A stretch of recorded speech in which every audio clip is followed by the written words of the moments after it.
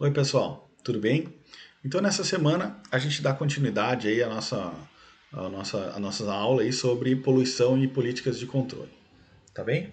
Então, o que a gente viu na aula passada, né? Entre diversas coisas, a gente viu que existia lá um critério custo-efetividade. Né? O que era esse critério custo-efetividade?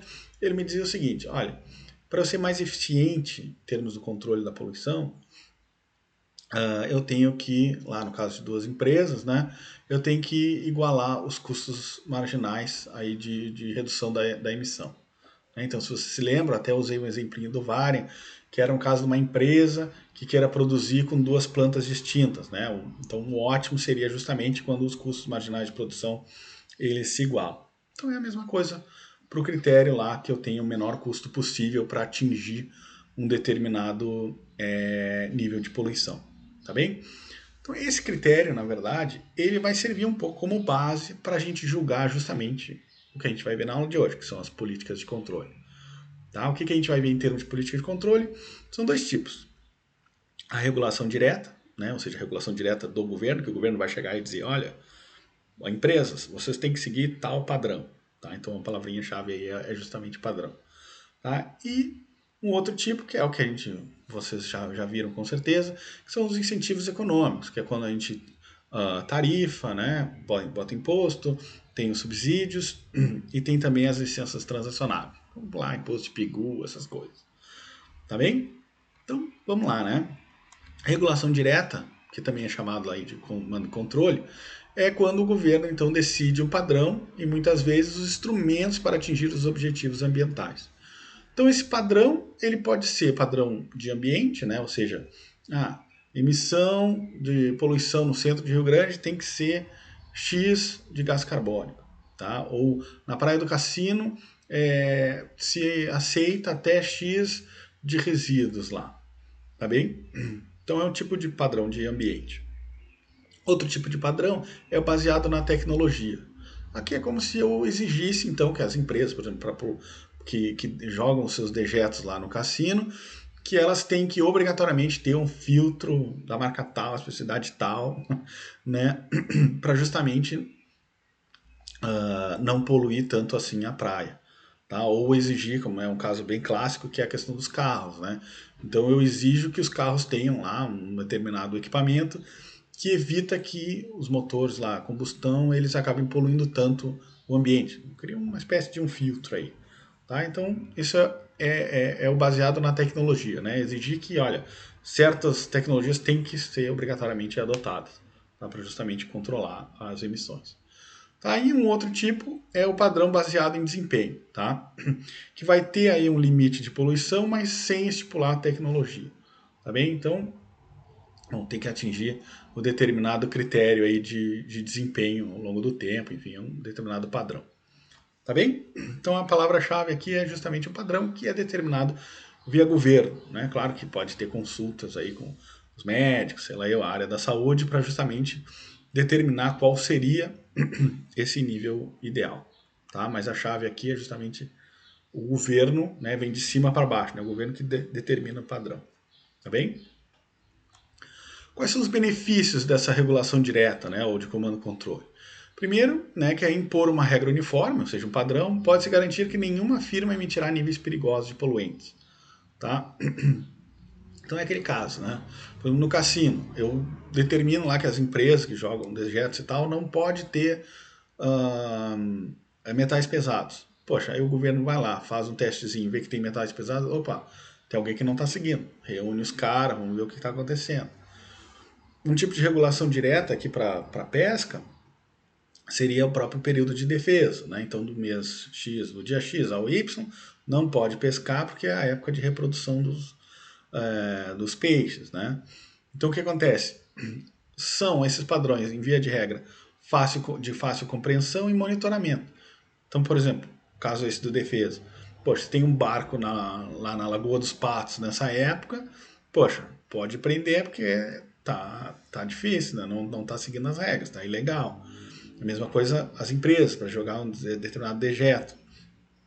Tu vai lá, faz as amostras no cassino, lá na praia, e, opa, tem metais pesados aqui, tá dando um zebra. Tá bem? Então é um padrão, né? Ele via de regra de fácil compreensão e também de monitoramento. Quais são as desvantagens? Tá? É que normalmente ele não é custo eficiente, tá bem? E além disso, há pouco incentivo para abater a poluição além do limite estabelecido. Então aqui no caso é mais ou menos isso aqui, flexibilidade, né? Reduzir a poluição, né? Atender o padrão não é o jeito mais barato, porque não atende justamente o critério custo eficiente, que é igualar lá os custos marginais, tá bem? E ele também não incentiva a empresa a reduzir ainda mais a poluição. Que é o caso, por exemplo, eu determinar, eu acho que até tem um exemplo aqui. Vamos dar por esse exemplo aqui, ó. Olha só. Aqui o que, que eu tenho? O consumo de gasolina por galão, né? Milhas por galão. Então a gente está acostumado aqui a usar quilômetros por litro, mas nos Estados Unidos lá é milhas por galão, tá? Que eles são diferentões nas unidades de medida. Tá bem? Então o que acontece? Quanto maior esse número, mais o carro anda com a mesma quantidade de combustível, tá? Então o que está acontecendo aqui? Aqui tem um padrão determinado por essa CAF aqui, que é quem regulamenta, quem define lá o padrão de consumo de combustível. E aqui está o consumo médio de combustível da economia. Tá? Então olha só o que acontece. Lá pelos anos aqui, o padrão foi aumentando, né, até mais ou menos aqui antes dos anos 90, final dos anos 80, aqui, vamos dizer, 85, vai. O padrão foi aumentando e as empresas, né, foram investindo em tecnologia para justamente reduzir o consumo dos carros e foi seguindo aqui o padrão, tá bem? Só que aí o que aconteceu? Dado ali o final dos anos 80 até o ano 2010 aqui, o padrão permaneceu basicamente aqui constante, tá bem? Só que olha só, aqui mais ou menos pelos anos 2000, houve um aumento do preço do petróleo, bastante significativo. E aí o que acontece? As empresas, independente do padrão estabelecido, elas começam a investir em carros mais eficientes. E aí, olha só, a quantidade de combustível médio da economia começa, ou melhor dizendo, o consumo médio da economia de gasolina começa a subir, independente do padrão. Ou seja, esse padrão aqui ele acabou ficando defasado, tá? Porque o que está acontecendo, né? Aqui o padrão foi útil porque ele foi aumentando e as empresas foram acompanhando. Só que depois, quando o padrão deixou de evoluir, as empresas aqui durante esse período, elas simplesmente pararam de investir em novas tecnologias para deixar os carros mais eficientes, tá bem? Só a partir daqui desse período é que, em função do petróleo, que o pessoal ia comprar menos carro, né? Os caras, opa, vamos fazer carros mais eficientes, tá bem? Então esse é um problema do padrão. Ele acaba não incentivando a adoção de novas tecnologias que justamente reduzem, no caso aqui, o consumo de gasolina por quilômetro, aqui por milha, tá bem? Então, olha só, apenas no final dos anos 2000, quando os preços de gasolina aumentaram, que houve aumento da eficiência dos carros. Né? Ou seja, mais ou menos por aqui que os carros foram aumentando. Não, durante esse período ficou estável o nível de eficiência dos carros. Tranquilo? Bom, e aí, pessoal, existem também as políticas, né, que são os incentivos econômicos. O que são esses incentivos econômicos? É que cria incentivos, como já diz o nome, para que a empresa voluntariamente altere o seu comportamento. Né? Então ele é pensado em termos de preço e mercados para a externalidade. Então o que acontece? No momento que eu estipulo uma tarifa, né, um imposto que a empresa tem que pagar por quantidade de emissão, até o próprio subsídio e as licenças, o que eu estou fazendo? Eu estou mexendo no problema de maximização das empresas. Tá bem? Aqui no caso, por exemplo, da tarifa, que fica mais claro, eu estou adicionando lá no custo um mais Tzinho, né, que normalmente a gente dá do imposto, né, mais Tzinho a quantidade produzida. Tá bem? Então o que eu estou fazendo? Eu estou internalizando dentro do problema de maximização da firma que ela, opa, considera a tua externalidade. Entendeu? Eu estou justamente jogando lá, fazendo tarefas, tarifas, subsídios e as licenças, justamente para internalizar a externalidade. Coisa que a gente já viu aqui. Tá? E por que é voluntariamente? Porque justamente entrou para dentro do problema de maximização da firma, então ela faz isso sozinha. Né? Uma vez que eu estou ah, aumentando o custo, né, de produzir, no caso das tarifas, né, então a empresa ela vai se adequar, tá bem? E aí, claro, né, como eu sei que vocês já viram, quando eu estipulo uma tarifa que justamente iguala lá o custo marginal privado ao social, eu tenho um imposto de PIGU, tá bem? Mas agora a gente vai ver cada um com um pouco mais de tranquilidade. Bom, então as tarifas, o que é as tarifas, né? Essencialmente elas concedem o direito de propriedade sobre o meio ambiente para o Estado. Então é o seguinte, quem quer poluir, paga o aluguel. Aí o direito de propriedade do meio ambiente é estatal, né? Ou seja, é da sociedade. Então tu quer poluir, tu quer fazer emissões, tu quer jogar seus dejetos no meio ambiente, paga o imposto, tá bem? Que é justamente o que a gente chama aí do princípio do poluidor pagador. Poluiu, pagou, tá? Bom, e aí, claro, o imposto de PIGU é justamente a tarifa que internaliza a externalidade completamente, né? Implica na solução eficiente, tá bem? Então, dentro de um leque aí de tarifas, que a gente chama de imposto de PIGU é justamente aquela que leva à eficiência, né? Ou seja, que internaliza a externalidade completamente, tá? Qual é a lógica do uso da tarifa? É que, bom, se o custo de reduzir a poluição for menor que o imposto, a firma controla as emissões. Tá? Então a firma sempre vai fazer aquilo que for mais barato para ela. Tá? Vai ficar mais claro agora no exemplinho aqui. Tá? O que está acontecendo? Pá, que às vezes some minha setinha aqui. Olha só, eu tenho aqui a quantidade de emissões. Tá bem? E aqui, no eixo do Y, eu tenho o meu custo marginal, o próprio imposto. Tá? Então, como a gente já tinha comentado lá na aula passada, aqui eu tenho uma função do custo marginal de controle, né, ou seja, de abate da poluição. Então, por exemplo, M0 aqui eu não controlo nada, entendeu? Aqui eu não estou nem aí, eu poluo e azar do goleiro. Tá? Só que conforme eu vou restringindo, eu vou reduzindo as emissões, o que vai acontecendo? Meu custo marginal aqui, ele vai crescendo, tá bem? O custo marginal, o custo de controlar a poluição, ele vai crescendo, tá beleza? Bom, aí vamos supor aqui, ó, que o governo estipula um imposto tal que seja esse T1 aqui. O que acontece em T1 se a... Opa. O que acontece se o governo estipula o imposto e a firma continua não dando a menor bola para controle de emissões? Bom, então ela vai pagar exatamente esse quadrado aqui, não é, pessoal? Olha só, é a quantidade de emissões que ela tem vezes a quantidade o imposto aqui, a tarifa, né, que o governo cobra. Então, a empresa teria que pagar uma área correspondente a B mais D mais E mais F, tá? A tarifa aqui é estipulada por nível de emissão, né, por unidade de emissão. Então, aqui eu tenho de 0 até M0, né? Então eu vou poluir até M0 vezes a tarifinha. Tá ok? Então a empresa que não der bola para as emissões vai pagar todo esse retângulo aqui. Tá? Só que é o seguinte, né, pessoal?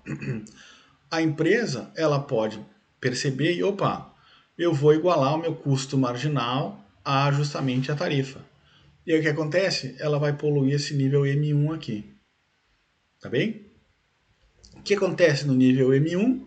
Bom, aqui eu tenho então a minha emissão do nível 0 até M1 eu poluo. Eu poluí então até, aliás, eu pago de imposto de M1 até o T1 aqui. Então essa área B e D é pagamento de impostos. Tá bem? A área abaixo da curva de custo marginal é justamente o meu custo de reduzir a poluição. Tá bem? Lembrem lá, a área abaixo da curva de marginal é sempre o meu custo total aqui no caso, de reduzir a poluição. Então, o que vai acontecer quando é estipulado esse T1? A firma vai poluir em M1, pagando imposto B e D, e pagando de custo para reduzir as emissões justamente essa área E aqui. Essa área F é o que ela vai poupar de ter reduzido as emissões. Tá bem? Lembra que lá no caso Que o T1, quando não tinha controle nenhum, ela pagava todo esse retângulo, inclusive o F. Agora não. Agora ela vai pagar B e D de imposto e E para reduzir as emissões. Então o que está acontecendo aqui? Como para reduzir as emissões é mais barato do que pagar todo o imposto, ela decide justamente reduzir as emissões, tá bem? E a diferença, o quão mais barato é reduzir as emissões é justamente por essa área F aqui em cima. Tá tranquilo isso, pessoal? Vamos ver para T2 aqui. O que acontece em T2? Em T2, a empresa reduz para M2, olha lá, ela paga de imposto A mais B, tá bem? Porque ela polui de 0 até M2, tá? Aí, como ela reduziu emissões até M2, o custo marginal de reduzir até esse nível é justamente a área CDE, tá bem? Que é justamente a área abaixo da curva de custo marginal, tá? Quanto que ela poupou? Perto de não ter controle nenhum, em T2 é a área F aqui, mais essa área aqui que nem tem letra, tá bem? Toda essa área aqui em cima. Tá beleza, pessoal? Percebam o seguinte, tá? Vamos voltar aqui para o T1, tá? Por que a empresa decide reduzir as emissões justamente ao nível M1, tá? Bom, a gente já falou porque o critério custo-efetividade diz lá que o custo marginal tem que igualar, aqui no caso, a própria tarifa. Mas olha só, se ela cortasse, se ela reduzisse as emissões até este nível aqui, tá bem? Perceba que o quê? Ela vai pagar de redução de emissões toda a área abaixo da curva custo marginal até esse determinado nível aqui. Tá bem? E ela ia pagar, em termos de imposto, todo esse retângulo aqui, né? Esse retângulo aqui, que eu estou agora imaginário, mais B mais D. Então o que está acontecendo aqui? Ela está pagando essa areazinha aqui a mais. Tá bem? Eu estou mostrando em termos gráficos o porquê que este T1 e M1 aqui é justamente o critério de custo-eficiência. Se eu vier para cá, ó, a empresa está pagando isso aqui a mais de imposto. Tá bem? Se eu tivesse um nível M aqui, M' aqui, tá? Ela ia pagar essa diferença de imposto, coisa que ela não paga em M1. Então, quer dizer, M1 ela tem um custo menor. Se eu tiver aqui em qualquer nível entre M1 e M2, tá? O que vai acontecer? A empresa vai pagar, tá? Peraí. A empresa vai pagar essa área toda aqui, ó, a partir daqui, então, como custo de redução como custo de redução das emissões, tá bem? E em termos de imposto, ela vai pagar este imposto aqui, tá bem? O que seria B mais uma parte do D aqui, né? Então perceba que essa areazinha aqui, ela paga mais por redução de emissões. Tá bem, pessoal? Eu só estou tentando mostrar de maneira gráfica o porquê que ela vai reduzir exatamente no ponto M1 aqui, igualando o custo marginal a justamente a tarifa. Tá? De maneira gráfica, o porquê que esse é o de menor custo. Tá bem? Porque eu tenho que, então, o critério de custo-efetividade, no caso de uma tarifa, é justamente igualar a curva de custo marginal à tarifa. Tá bem, pessoal? Olha lá, até botei o que acontece se a tarifa estipulada fosse T2, que já falamos, mas enfim. Tá? Bom, o que mais? Uma inovação tecnológica deslocaria a curva de custo marginal para a esquerda, o que reduziria o imposto pago. Então, olha só, se eu tiver uma inovação aqui tecnológica, né, que seja que seja mais eficiente, né, tornando aqui o abate da poluição mais eficiente, o que ia acontecer? Eu ia ter uma curva aqui paralela, aqui, né, vamos dizer, uma curva paralela. Cara, se eu tenho uma curva paralela aqui embaixo, a quantidade de imposto, que agora é BD, como eu tenho um custo marginal menor, o que vai acontecer? Eu vou pagar menos imposto. Tá bem? Vou pagar menos imposto e também vou pagar menos para justamente abater a poluição. Tá? Então o que acontece? Como ninguém quer pagar imposto, né? tu incentiva essas inovações tecnológicas que visam justamente reduzir a quantidade de imposto e também a quantidade, o custo para abater a poluição. Tá? Então, aqui, diferente lá no caso do padrão, aqui não, botar um imposto incentiva a produção aí de tecnologias mais eficientes em termos ambientais. Tá bem? Qual é a desvantagem da tarifa? Né? Na prática, é difícil a previsão da quantidade total da redução de poluição, pois isso depende do formato do custo marginal que o governo não conhece. Tá? Então, o que acontece é tu definir exatamente o quanto para ser reduzido. É muito difícil de tu saber, né, o quanto tu quer que reduza, né, porque justamente a curva de custo marginal quem sabe, é a empresa.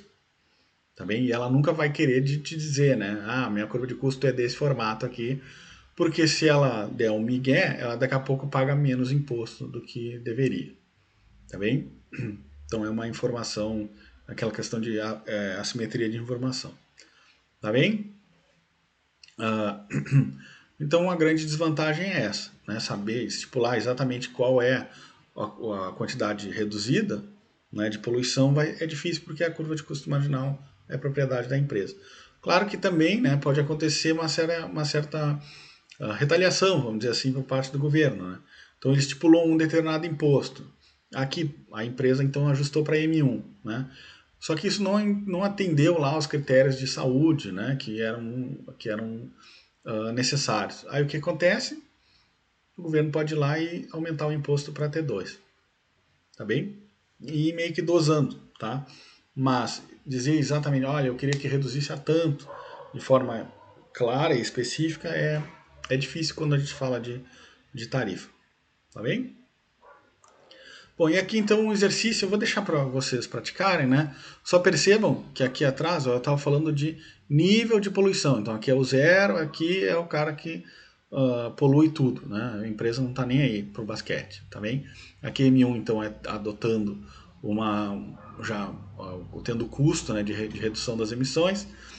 Mas aqui, ó, o que eu estou mostrando aqui já é a redução da poluição, por isso que inverteu o gráfico, tá? Então aqui, ó, 0 seria não reduzir nada, né? Seria o meu M0 lá, e aqui 100 seria simplesmente reduzir o máximo possível, por isso que o custo aqui é o maior, tá bem?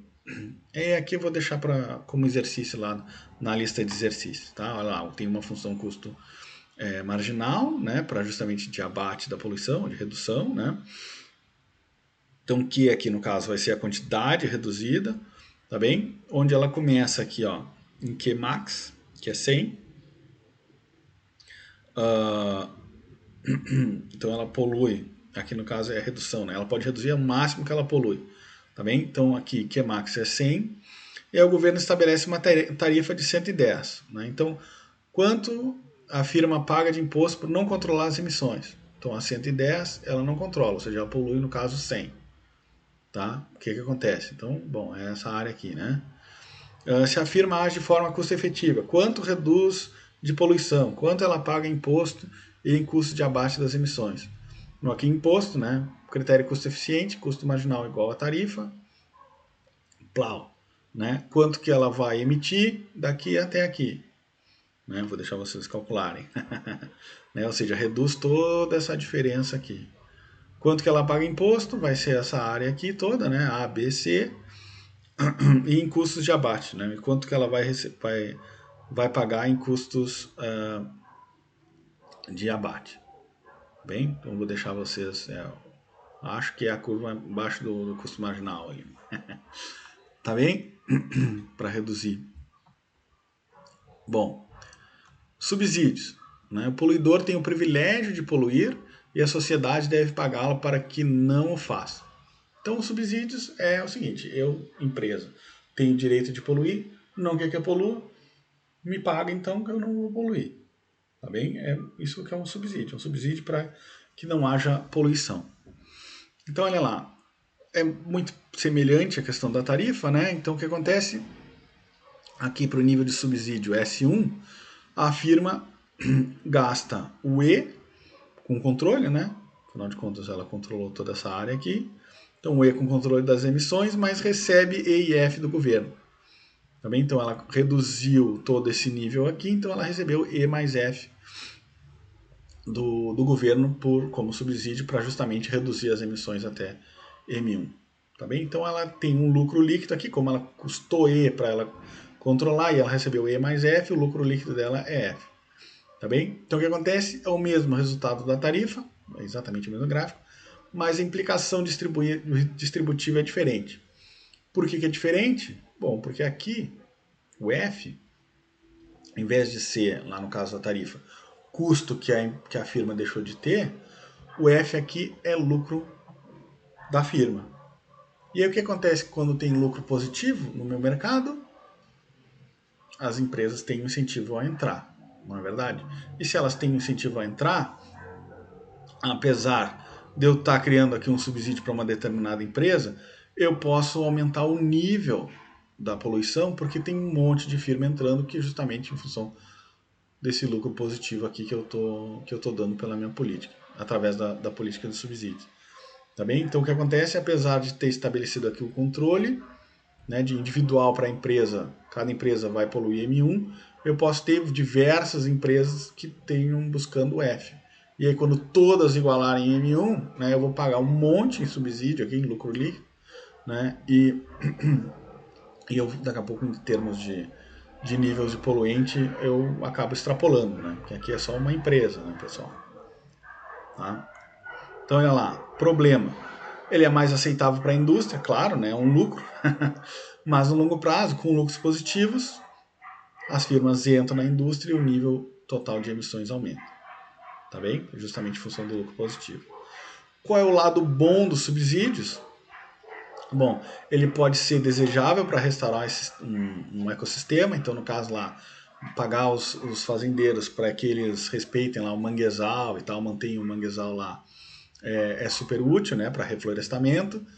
E também quando, caso aí que o governo ele não tarife, né, não restrinja a quantidade de emissões, né, ou não restrinja a exploração aí de madeira, né, ou a poluição de qualquer maneira, o que acontece? As ONGs podem vir e subsidiar, né, porque a ONG ela não tem o poder de taxar, mas ela tem o poder de dar dinheiro para os caras. Então, olha só, mantém o manguezal porque eu vou te dar dinheiro, tá bem? Então é uma maneira é um lado positivo aí, justamente dos subsídios. Beleza? Bom, a gente tem também as licenças transacionáveis. Tá? O que acontece nas licenças transacionáveis é determinada a quantidade máxima de poluição, né, ou exploração do recurso, que é permitida, e aí a partir desse nível ótimo aí, né, da quantidade máxima de poluição ou da quantidade máxima de peixes que podem ser capturados, se distribui em cotas, tá bem? O dono da cota é, então, propriedade de parte da capacidade de absorção do ecossistema, tá bem? Então, vamos lá, no caso do peixe, né, é um bem rival, né, o peixe que eu pesco não pode pescar, mas ele se torna excludente pelas cotas. Então, quer dizer, cada barco tem uma determinada X de peixes aí que ele pode pescar. Depois daquilo, opa, o bem é excludente, tá bem? Então, evita, de certo modo, aquela correria lá, lembra? Que leva para tragédias dos comuns, justamente de ser o primeiro, né? O princípio aquele do o primeiro a chegar é o que leva a todos os peixes. Tranquilo, pessoal? Então, o que acontece, né, no caso das licenças transacionáveis, é que o foco, né, ao invés de ser nos formatos lá das curvas marginais de redução da poluição, né, que faz justamente que eu reduza as emissões, o foco das licenças transacionáveis é justamente no controle total das emissões. Então, por exemplo, é decidido que o limite é X, né, do ar lá em Rio Grande, né, no centro de Rio Grande. O limite é X, então eu pego e digo, olha, cada carro, cada pessoa que é habitante de Rio Grande tem o direito de emitir uma parcelinha desse X, tá bem? Isso é licença, né? E transacionável é só porque aí cada dono de uma cota, né, dessa parcelinha, ele pode negociar no mercado. Tranquilo? Qual é a lógica? A firma reduz poluição se for mais barato que o preço de uma licença. E compra licenças quando o custo de reduzir as emissões for mais caro. Então, de novo, né? A empresa sempre vai fazer o que é mais barato, né? Sempre o que for melhor. Tá bem? Vamos para um exemplinho aqui para tornar as coisas mais claras. Vamos lá, há duas firmas, cada uma emite 50 unidades de poluição, né, antes de qualquer regulação. O objetivo da política é justamente reduzir as emissões total em 40 unidades. Tá bem? Então aqui no caso, ó, elas vão poluir num total de 100, né, sem regulação nenhuma, e a redução tem que ser 40 em termos globais.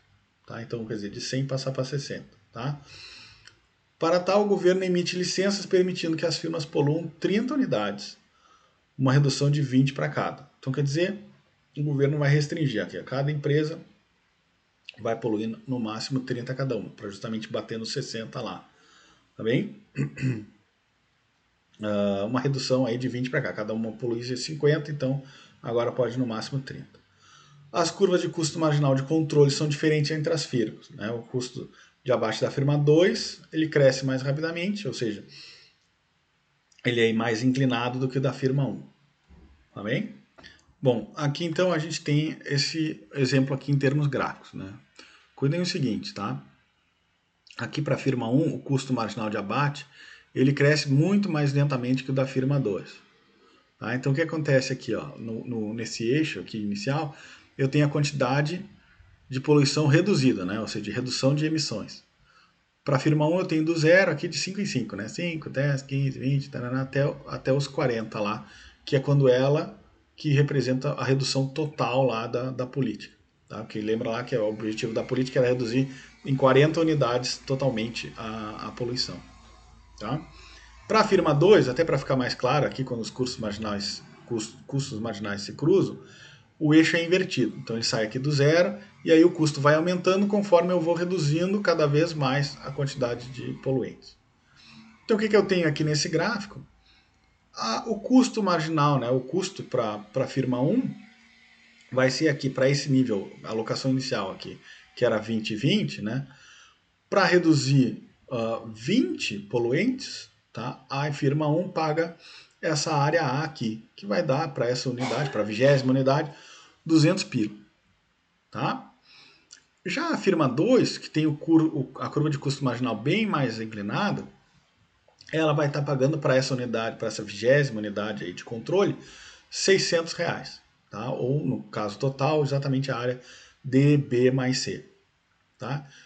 Mas aqui, ó, o que está acontecendo? A firma 1 está pagando R$200 para reduzir esse tanto de poluição aqui. Já a firma 2 paga 600.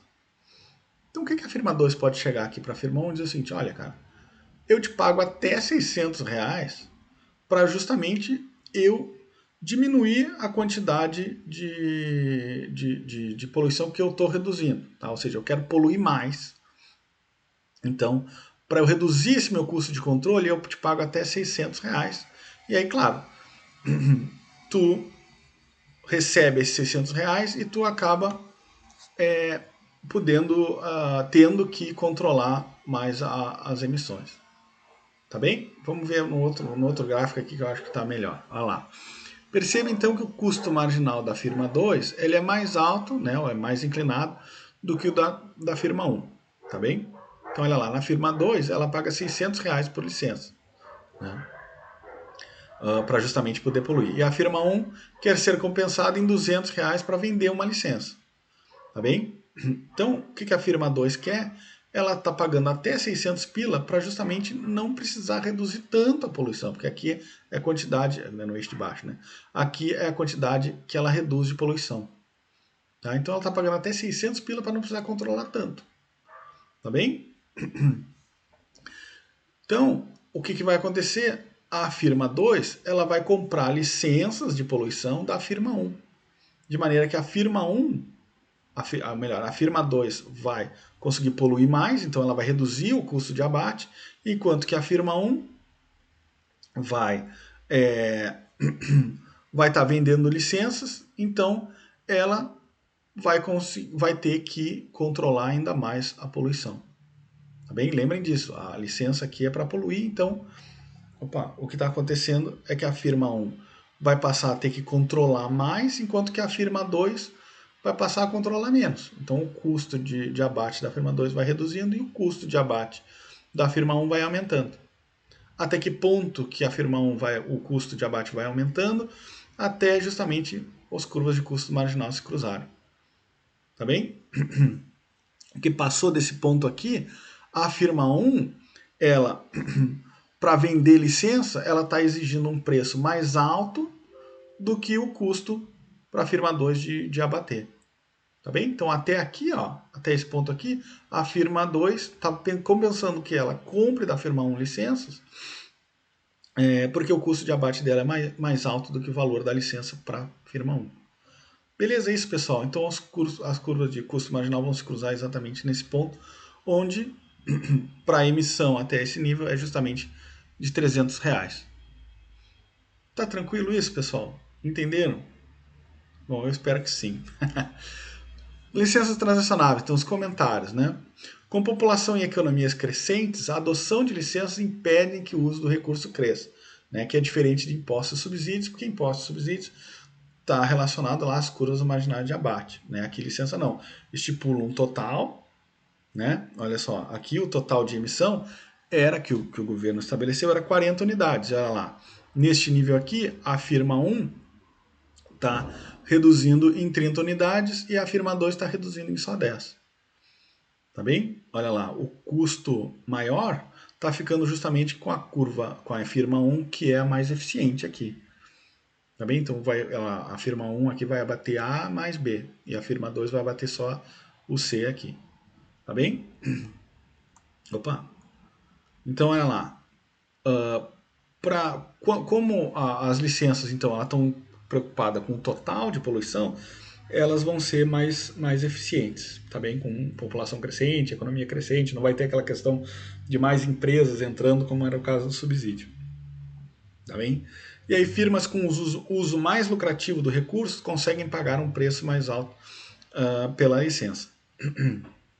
Também que é aquela ideia de que a firma que é mais eficiente, né, ela acaba, enfim, tendo a possibilidade aí de pagar um preço mais alto para a licença. Tá? O que isso vai acontecer? Isso garante que o recurso é alocado para o fim mais desejado, tá? Porque justamente é quem tem maior retorno que vai ter maior capacidade de pagar. Mas, todavia, contudo, pode existir aí uma concentração de mercado, de modo que aí no limite, né, por exemplo, no caso de um lago, que licenças transacionáveis é muito utilizado para a pesca, né, justamente uma empresa que domine toda a pesca daquele determinado lago lá. Tá bem? Então, tu acaba tirando, por exemplo, a pesca artesanal do negócio. Deixa só a pesca industrial. Tá, entenderam isso? A gente vai entrar um pouco mais nisso lá na aula assim, se é que vem na outra, mas enfim, é uma concentração de mercado, né? Só quem é mais eficiente, né? Recebe mais dinheiro consegue pagar mais por uma cota. Tranquilo? Bom, uma comparação então do imposto e das licenças, né?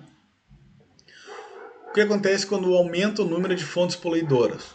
Né? Nas licenças vai ter mais gente disposta a comprar, então vai aumentar o preço, mas como a licença é baseada num critério de poluição total, né, as emissões permanecem constantes. Tá?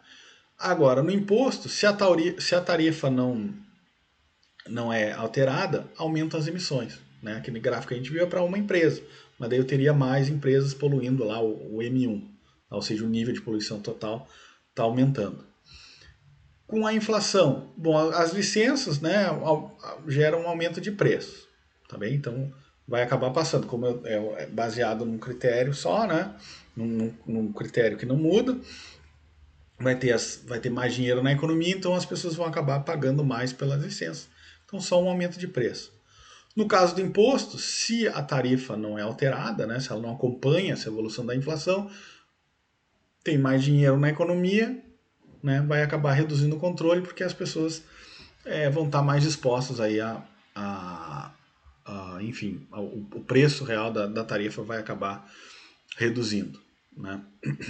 Então não vai ser tão restritivo, né, a questão da tarifa para o controle. Tá bem?